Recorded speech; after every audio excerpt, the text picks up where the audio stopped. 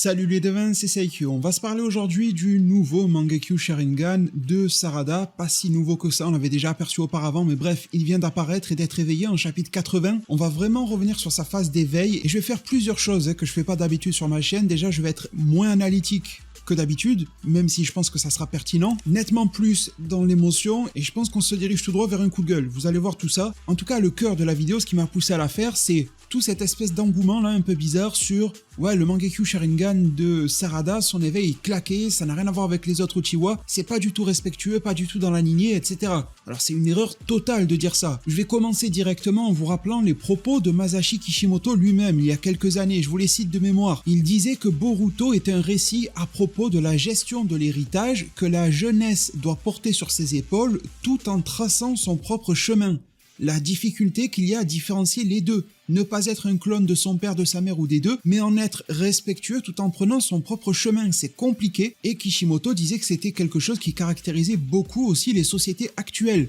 Il soulevait deux éléments majeurs, la technologie abondante que l'on a ici, les tablettes, les PC, les télés, les machins, tout ce que vous voulez, la domotique et tout ça. Et il y a même l'intelligence artificielle qui vient confirmer les propos de Kishimoto de l'époque. Et selon Kishimoto, l'autre point majeur que doivent porter la jeunesse aujourd'hui, c'est cet héritage des parents et la difficulté à réussir aussi bien, voire mieux que eux, sans être une copie conforme. Et si l'on prend par exemple le trio de base de la Team 7 actuelle, Mitsuki, Boruto, Sarada, pour le fils d'Orochimaru, au lieu d'être en opposition totale avec le Uzumaki comme l'était Orochimaru lui-même, lui il a décidé d'être la lune de Boruto qu'il considère comme le soleil, et non un espèce de scientifique maléfique comme l'était son père. Malgré tout, il bénéficiera de l'héritage de ce dernier, avec des pouvoirs du type serpent blanc ou modification d'ADN. Boruto, il a hérité de la volonté du feu, il le dit lui-même en chapitre 80, et il va devoir désescalader la situation avec celui qu'il considère comme son frère, ce même supposé frère qui désire tant le tuer en retour. Boruto est aussi un hôte, pas d'un biju, mais d'un Otsutsuki, ça se pose en symétrie avec son père et Kyuubi.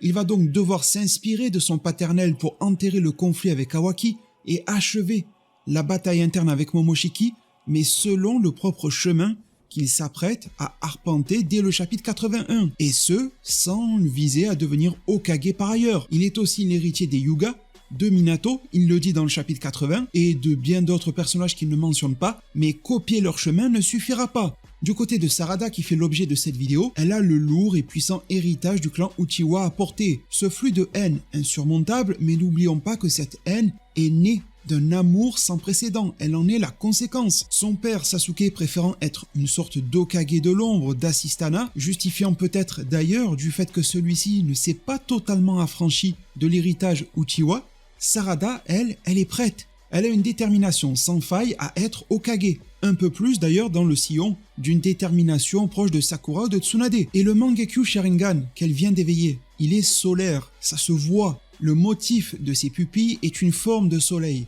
Cela manifeste quoi? Eh bien le renouveau. Chaque lever de soleil marque un renouveau, un nouveau jour, une nouvelle aventure, forcément différente de la veille, mais qui porte l'héritage de ce que l'on a fait hier. C'est ce que symbolise ce Mangekyo de Sarada, et à côté duquel passent absolument toutes les personnes qui diraient que son écriture est ratée. L'auteur Masashi Kishimoto entérine ici le renouveau du clan Uchiwa qui semblait quasiment en voie d'extinction, dont Sarada hérite, mais avec lequel elle crée une rupture positive, au lieu d'être dans une forme de continuité négative comme l'ont été tous les Uchiwa auparavant.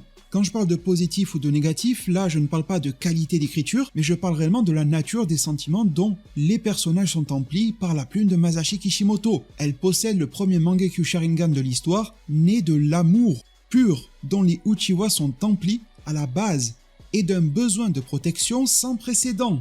Tandis que chaque Uchiwa, auparavant, finissait par céder à la haine qui découle de l'amour et souhaitait et mettait alors en application uniquement la vengeance, sa vengeance. Ce n'est pas du tout le cas de Sarada. Je suis réellement certain que si un personnage comme Hashirama ou Tobirama pouvait tout d'un coup apparaître dans l'œuvre et voir ce qui se passe avec Sarada, il fondrait en larmes. Ça représente tellement et beaucoup ne s'en rendent pas compte. Alors il est aussi passé l'argument de l'âge. Mais attendez, Sarada a grosso modo 12 ans. Shisui Uchiwa, qui est adoré de tous les fans, avait 7 ans lors de son accession au Mangekyo Sharingan. Ça n'a jamais choqué personne. Itachi, qui oserait critiquer le personnage de Itachi? Il en avait 12 lui aussi, le même âge que Sarada.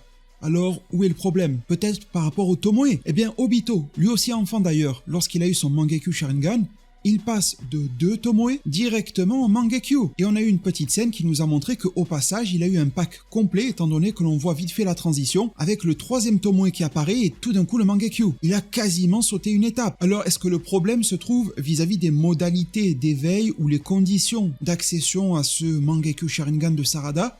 Alors, le Mangekyo, par définition, et ne venons pas travestir cette définition, apparaît chez le Uchiwa, en particulier après un gros traumatisme lié à la mort. Ni plus, ni moins. Alors oui, bien sûr, il y a un petit effet de banalisation comme dans toutes les œuvres. Le Super Saiyan de Dragon Ball devient nettement plus facile à avoir au fil des années. Le Bankai dans Bleach, pareil, Ichigo l'a eu en 3 jours. Et le Mangekyo Sharingan devient un peu moins critique en apparence à avoir, mais qu'on ne vienne pas me dire qu'il n'y a pas eu de mort dans ce chapitre pour Sarada. C'est complètement faux. Et par mort, j'entends de traumatisme lié à la mort. Que les choses soient claires, Sarada ne vient pas de piquer une petite crise de gamine capricieuse, il y a eu un Sharingan par magie. Relisons bien ce chapitre 80 de Boruto. Sarada s'est mise à pleurer et à s'écrouler, juste après qu'on lui annonce la mort de Hinata et de Naruto qu'elle aime tellement. Le lien Sarada-Naruto est extrêmement fort.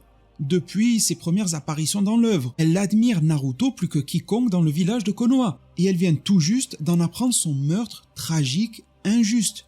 Celui de l'être le plus cher à ses yeux, si l'on met bien sûr ses parents de côté. Et juste après ça, c'est pas terminé. Son propre père Sasuke arrive et lui annonce vouloir aller tuer Boruto. Qu'est-ce qui arrive alors à Sarada? Elle doit gérer l'émotion de la mort de Naruto qu'on lui annonce, et elle est déjà dans l'anticipation d'une 3e mort, parce que je compte Hinata bien sûr, 3e mort de Boruto, son ami le plus cher, voire même du garçon dont elle est peut-être secrètement amoureuse. Alors j'ai déjà parlé de symbolique il y a quelques minutes avec le soleil, le renouveau Uchiwa, etc.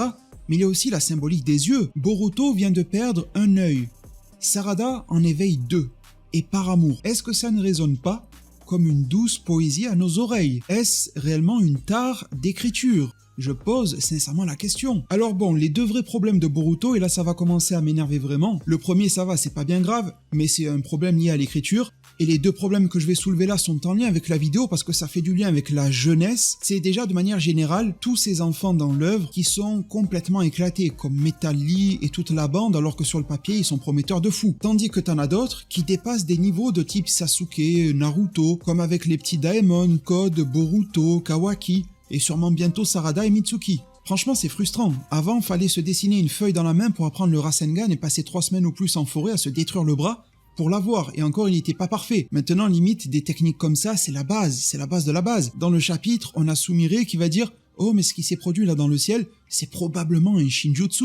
Mais je veux dire, en quoi une gosse de 10-12 ans est qualifiée pour reconnaître un Shinjutsu qu'elle a jamais vu de sa vie et dont on vient de lui parler il y a 5 minutes? C'est bien une preuve que les jutsu de base sont plus que banalisés dans l'œuvre. Donc ça, pour moi, c'est un problème, et c'est pas un problème inhérent à Sarada. Je trouve que elle, à contrario des autres, elle bénéficie d'évolutions vraiment plus que correctes, plus que nivelées. C'est espacé dans le temps, certes elle est jeune, mais ça ressemble à ce qui s'est déjà fait avec d'autres Uchiwa dans le passé.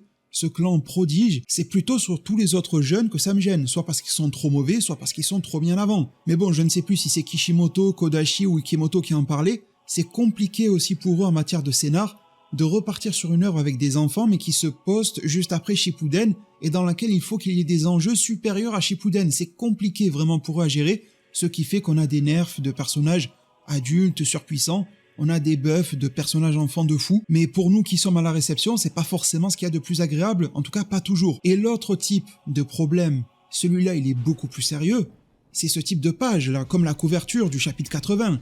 Non, tu mets pas des gosses de 12 ans dans cette posture, avec cette forme de sexualisation, ça me dérange beaucoup. Mais le truc c'est que comme ça plaît à certains en douce, alors on dit rien. Et ces mêmes personnes vont commencer à dire n'importe quoi sur le Mangekyo, au sujet duquel ces gens ne connaissent rien, forcément ils ont pas le temps, ils ont la main dans le site page 24, ils peuvent pas aller se renseigner. Il y a 2, 3 ou peut-être plus, je sais plus, chapitres en arrière, on était quasi tous d'accord, j'avais déjà passé un petit coup de gueule sur la scène dans le lit. Ada, Sarada, Sumire. La scène avait son importance dans le scénario, je l'ai bien saisi, mais la manière dont elle nous était montrée, c'était abusé.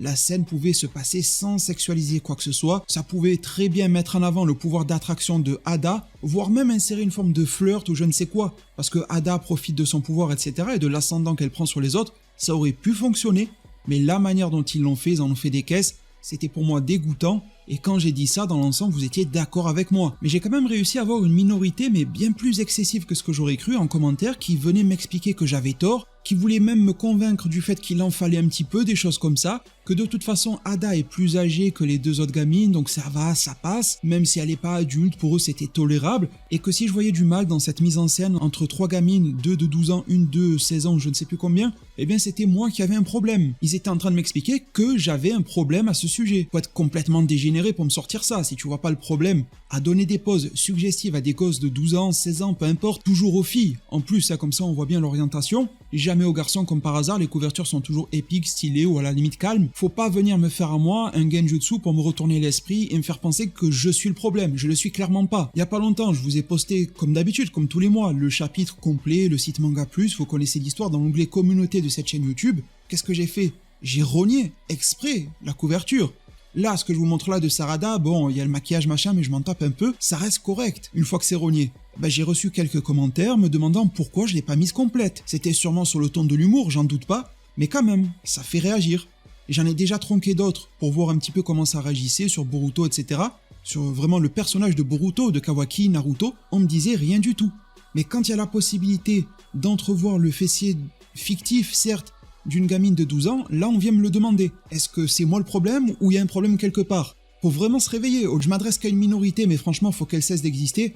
Au lieu de valider ce genre de trucs et d'aller chercher des incohérences qui n'existent même pas sur le Mangekyo ou dans d'autres trucs comme DBS ou je sais pas où, vraiment à ces gens-là, parce que je sais pas tout le monde, je suis pas con, mais à ces gens-là, faites gaffe. Vous banalisez ces trucs, je vois de plus en plus de gamines qui proviennent d'animés mainstream, pas des hentai un petit peu sombres ou quoi, des trucs vraiment super populaires sur Twitter, avec des fan art qui sont issus de gros shonen et tout ça. Vous les voyez, elles sont super sexualisées, parfois elles sont à poil. Des fan art comme ça, tranquilles sur Twitter, et ça ramasse, je sais pas moi, 3000 likes, 40 000 likes, peu importe, mais beaucoup, des masses. C'est RT, partagé, normal. Ça commence ensuite à faire des vidéos dessus, en mode, oui, alors voici le top des waifus, des comparaisons de waifus, je sais pas quoi. Et ça commence à te mélanger Tsunade qui a 50 ans ou plus dans l'œuvre, et à la confronter à Sarada qui en a 12, ils sont malades ou quoi? Les mecs ou les femmes, peu importe qui font ça, vous êtes complètement tarés, c'est pas possible. Après ça vient de sortir, non mais c'est fictif, ils existent pas les personnages. Ah d'accord, alors après l'étape c'est quoi? C'est qu'on va faire des trucs de pointeur dans les jeux vidéo, c'est que de la 3D au final, ça existe pas. Et puis après pourquoi pas dans les films, cinéma, séries Netflix et tout ça, c'est que des acteurs. Les personnages ils sont fictifs. Et puis après, c'est quoi? Ça atterrit dans la vraie vie. Encore plus de trépanés qu'il y en a déjà. C'est vraiment rare que je me lance dans des trucs à polémique, etc. Mais là, ça va trop loin. Il y a des sujets sur lesquels il faut vraiment pas jouer avec la frontière du fictif et du réel. Vous finirez perdant, c'est sûr. Bon, heureusement, la grande majorité pense comme moi. Mais il y en a, ils sont trop nombreux que ça dérange. Ce que je suis en train de dire là, même ce que j'ai dit là, ça va les énerver de fou. Franchement, remettez-vous en question. Si en 7 ans de YouTube, vous m'entendez jamais prendre des personnes ou des groupes de personnes à partie que je le fais maintenant, c'est qu'il y a un très mauvais délire derrière. Alors je sais qu'à l'intérieur, il y en a certains, ils sont cuits, dans leur tête c'est foutu, mais d'autres qui jusqu'à présent voyaient pas encore le mal, reprenez-vous. Vous n'êtes pas encore allé trop loin dans le côté sombre, je suis sûr que vous pouvez encore corriger le tir. Et le pire dans cette histoire, c'est qu'ils veulent se la jouer tradition sur les Mangekyo, les Sharingan et tout ça, là, les mythes ninja machin. Mais par contre, là, tout de suite, quand il s'agit de gosses à poil, il faut avoir des mœurs un peu modernes. Là, c'est moderne et se déshabiller, c'est normal, c'est TikTok ou je sais pas quoi. Non, il n'y a pas de poids, de mesure, surtout pas dans ce sens-là. Enfin bref, j'ai été clair sur tout ça, j'ai encore des choses à détailler concernant le Mangekyo de Sarada, mais j'ai complètement fait le tour à propos de son éveil, j'aurai plutôt des choses à dire concernant ce qui va se passer par la suite, ce qui entoure ce Mangekyo Sharingan. J'espère vous trouver nombreux à ce rendez-vous, merci de l'avoir été d'ores et déjà aujourd'hui. Si vous souhaitez soutenir financièrement la chaîne et vous faire plaisir en même temps, vous pouvez acheter vos jeux PC chez Games Planet. Si le prix vous arrange ou quoi, au lieu d'aller ailleurs, allez chez Games Planet en passant par mon lien qui est en description. Ça vous donne pas mal de promos, ça soutient les développeurs. Et pour une fois que je prends une commission sur quelque chose en 7 ans, d'habitude je mets toujours des codes promo juste pour vous mettre bien. Là, ça vous met bien et ça me met bien aussi. Donc pour une fois, c'est aussi cool pour la chaîne. Si vous êtes vraiment chaud, vous pouvez devenir membre de la lumière ou de l'ombre via le bouton rejoindre juste dessous la vidéo. Et sans débourser un seul centime, le pouce bleu, l'abonnement, la cloche des notifications, ça n'a pas été nerfé, ça marche toujours extrêmement bien. Merci à tous ceux qui le feront, prenez tous extrêmement bien soin de votre futur, et à plus pour de prochains arts divinatoires.